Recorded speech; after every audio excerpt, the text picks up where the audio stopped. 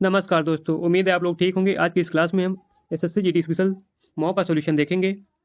अगर आप लोगों ने मॉक दे दिया है तो अपना स्कोर कमेंट में ज़रूर बताएं।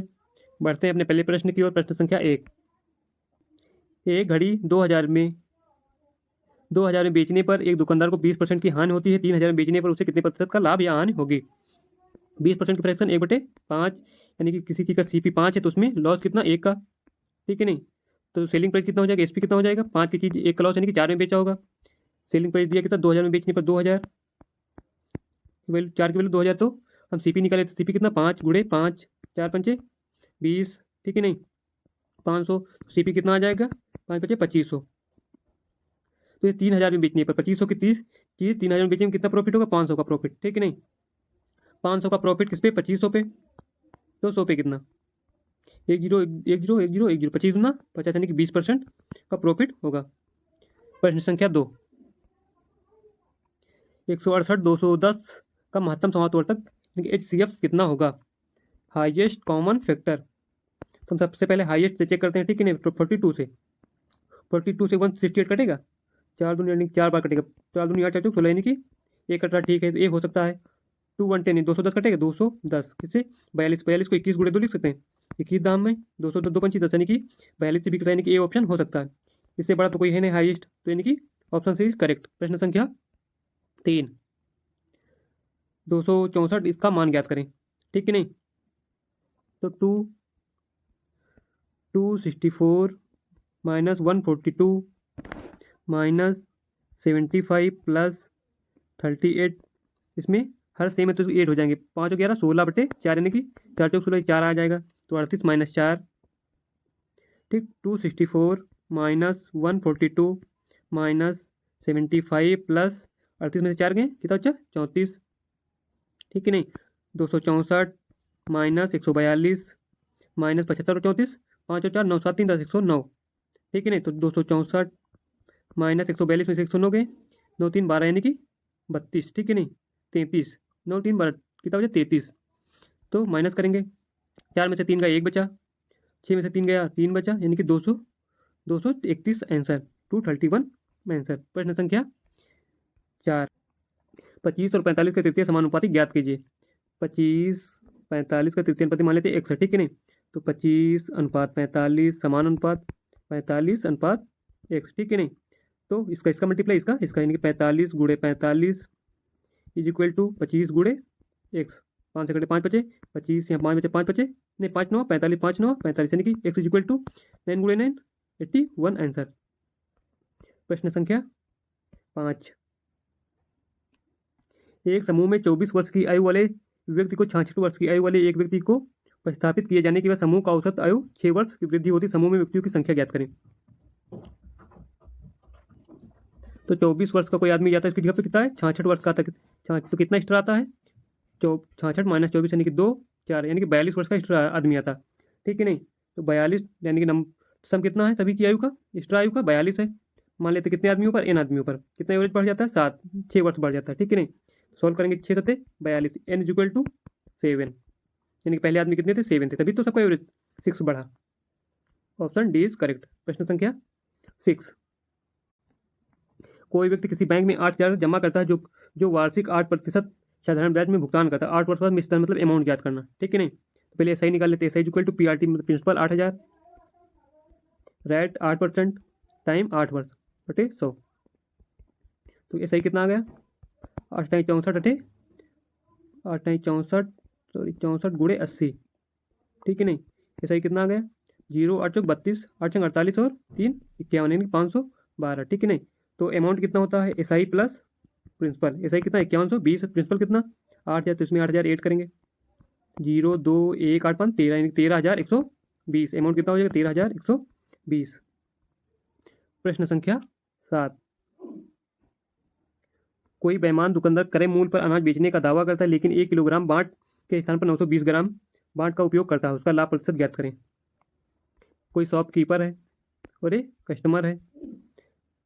कस्टमर को देना चाहिए कितना, 1 किलोग्राम, लेकिन देता कितना, 920 ग्राम। शॉपकीपर अपने पास से कितना देता, 920 ग्राम। देना कितना चाहिए, 1 किलोग्राम मतलब 1,000 ग्राम। देना कितना चाहिए, 1,000 ग्राम। तो कितना कम देता है, 80 ग्राम कम देता है। तो 80 ग्राम का प्रॉफिट होता है किस पे, 920 पे, 920 पे तो 100 पे कितना, 80 का प्रॉफिट हो किस पे, इसी पे तो बस, क्योंकि शॉपकीपर अपने पास से 920 ग्राम देता, तो 920 पे 80 ग्राम का प्रॉफिट होता, तो जीरो से जीरो गया, ठीक है नहीं।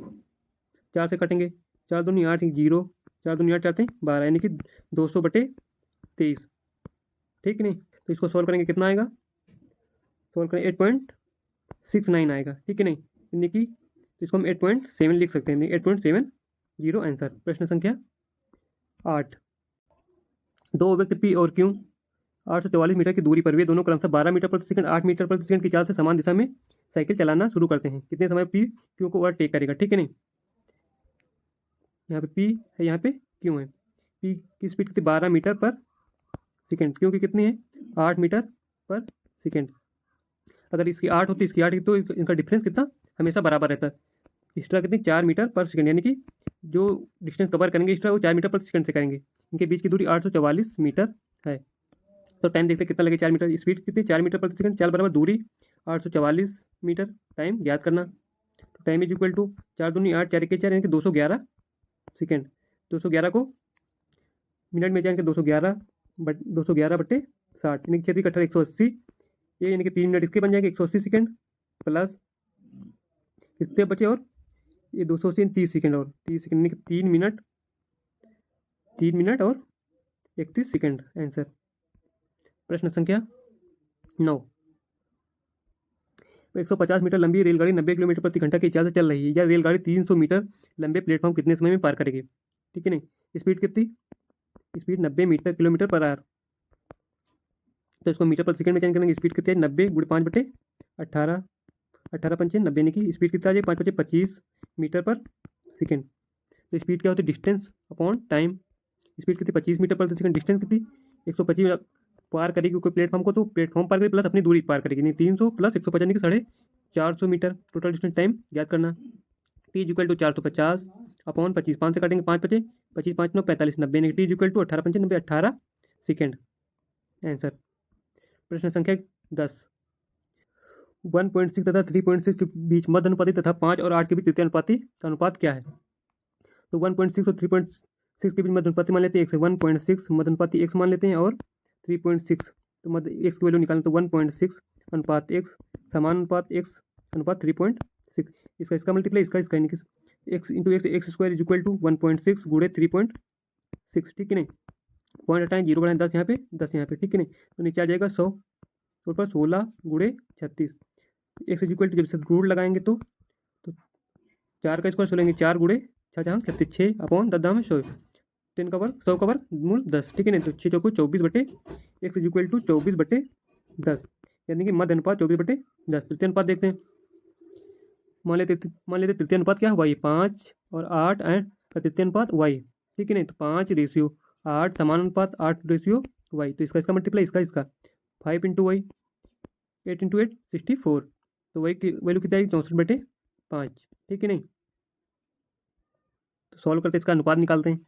x की वैल्यू कितनी है 24/10, इसकी 64/5, x की वैल्यू 24/10, y की वैल्यू 1 मिनट 24, y की वैल्यू 64/5, y की वैल्यू 64/5। सॉल्व करते हैं, तो इनका अनुपात निकालते हैं, 24/10 अनुपात 64/5, 2 से 2 पंची 10, 12 दूना 24, 5 से 5 गया, ठीक है ना, 12:64, ठीक है नहीं। 4 से काटेंगे 4 नहीं 12, 4 के 4 4 24, यानी 3:16 आंसर। इनके बीच का अनुपात कितना है, 3:16 आंसर। प्रश्न संख्या 12, ठीक है नहीं। ए और बी 5 वर्ष के लिए साझेदारी की व्यवसाय की शुरुआत में उन्होंने 36,000 और 58,000 का निवेश किया। 5 वर्ष के बाद अंत में लाभ 94,000, तो इस लाभ में बी का हिस्सा कितना होगा। ए है और बी है,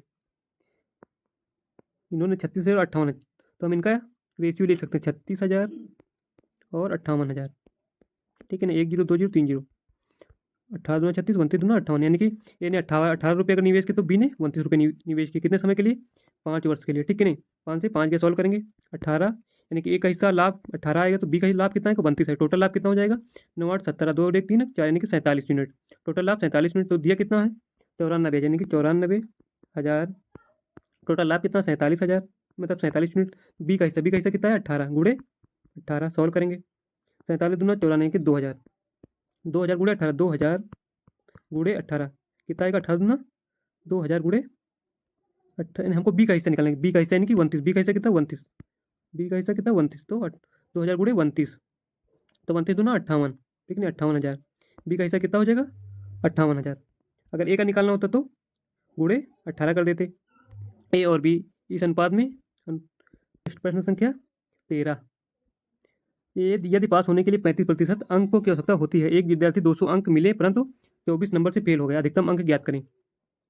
एक विद्यार्थी है कोई, उसको 200 अंक मिले और 24 से फेल, यानी कि 24 और मिल जाते तो वो पास हो जाते, यानी कि पासिंग मार्क्स कितने हो जाए?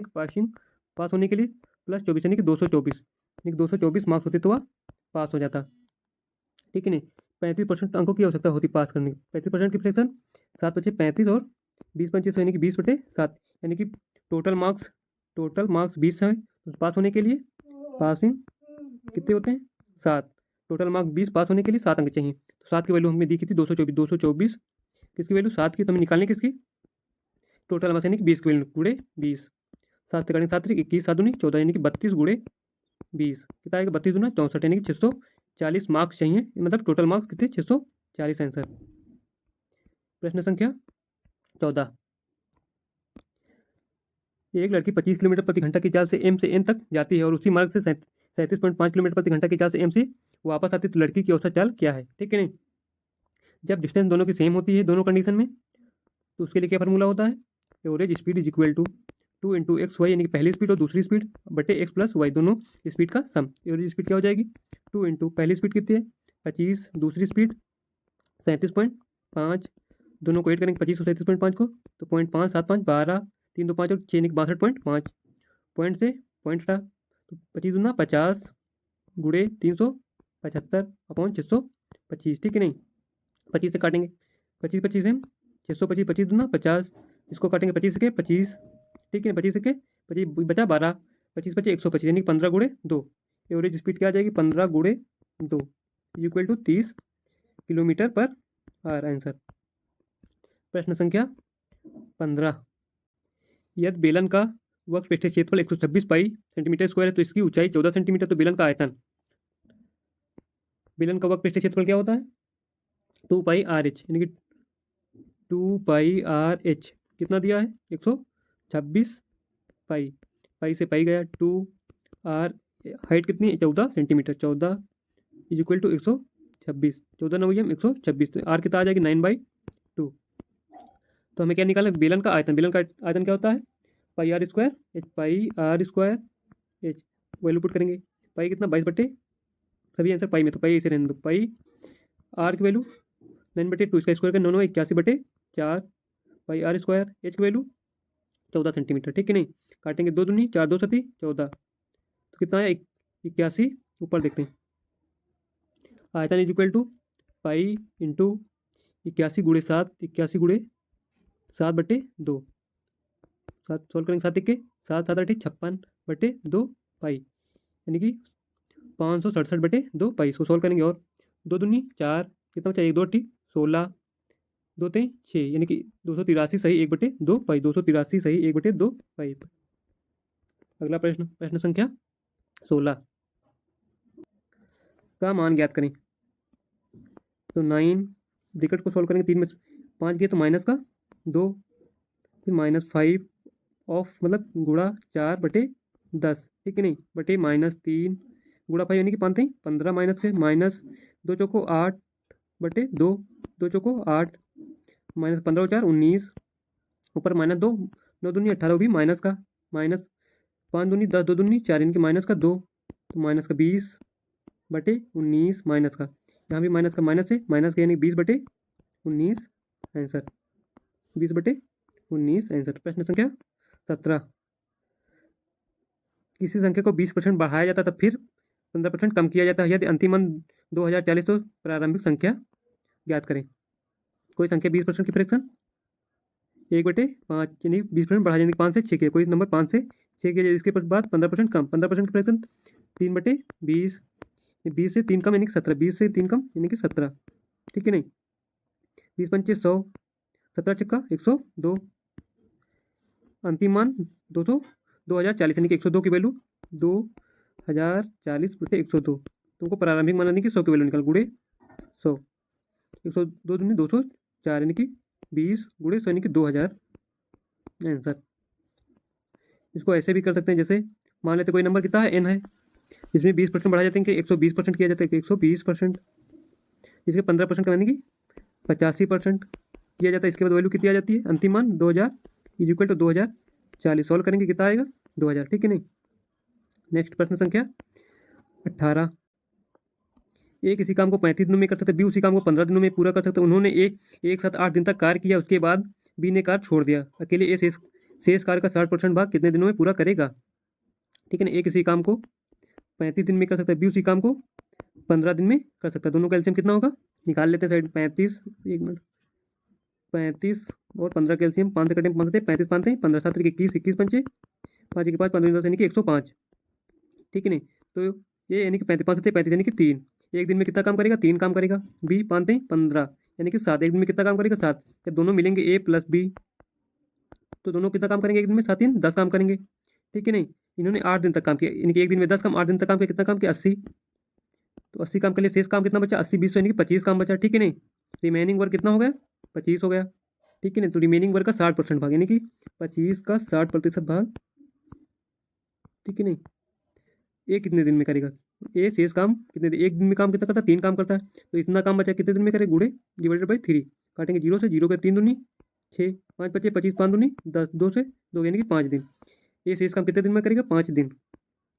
प्रश्न संख्या 19। एक पिता 17 वर्ष और 18 वर्ष की आयु के 2 बेटों के लिए 16,400 रुपये की 2 स्वाद जमाओं में इस प्रकार वितरित करता है कि 20 वर्ष की आयु में दोनों को समान राशि प्राप्त हो। यदि चक्रवृद्धि ब्याज की दर 5% प्रतिवर्ष है, वार्षिक रूप से संयोजित है, तो पिता अपने छोटे बेटे के लिए कितनी राशि जमा करता है, ठीक है नहीं। टोटल कितनी राशि, 16,400 की राशि। 2 बेटे में, एक बेटा छोटा बेटा, एक बेटा बड़ा बेटा, ठीक है नहीं।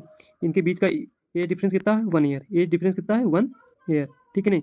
और रेट कितनी, 5%, यानी कि 5% 1/20। तो इसकी क्या ट्रिक होती है कि इसको अगर 20 मिलेगा तो इसको बड़े बेटे को 21 मिलेगा, ठीक है ना। 20 और 21, 20 से 1 + 21। और इनकी पावर क्या कर देते हैं, इनकी पावर, इनकी एज डिफरेंस, जो एज डिफरेंस है इसकी पावर कर देते हैं। अगर 2 आता तो 2 कर देते हैं, यहाँ 1 आया तो 1 कर देंगे। तो इसको सोल्व करेंगे कितना है, 20/21, यानी कि इनको जो है पैसे 20/21 के अनुपात में मिलेंगे, ठीक है नहीं। टोटल कितना होगा, 20 और 21 यानी कि 41। टोटल अमाउंट 41 हो गए। छोटे बेटे को 20 मिलेगा और बड़े बेटे को 21 मिलेगा। Total amount 41। टोटल अमाउंट दिया कितना, 164। टोटल अमाउंट 164,000 यानी 16,400। टोटल अमाउंट कितना, 41। तो हम याद करें छोटे बेटे के लिए कितनी राशि जमा होगी। छोटे बेटा कितना, 20, यानी कि इसके हिस्से में कितनी, 20 गुड़े 20। सोल्व करेंगे 41 चौको 164, 400, 400 गुड़े 20 कितना आएगा, 4 दूनी 8,000 आंसर। और बड़े बेटे का निकालता तो गुड़े 21, ठीक है ना, यानी कि 8,000 आंसर। प्रश्न संख्या 20।